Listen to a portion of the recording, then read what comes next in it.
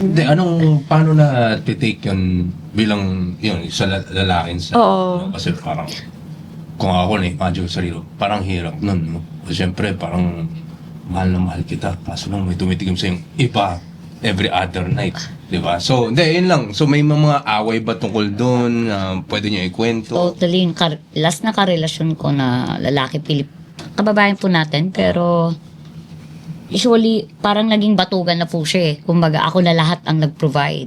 Steroids niya, pag-workout niya.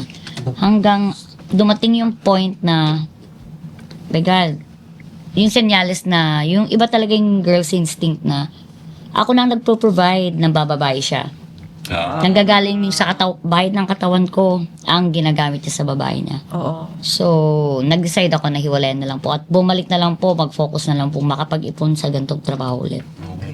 Mga lalaki talaga, Oo nga. Mga lalaki talaga eh. So ito na mention nyo about dun sa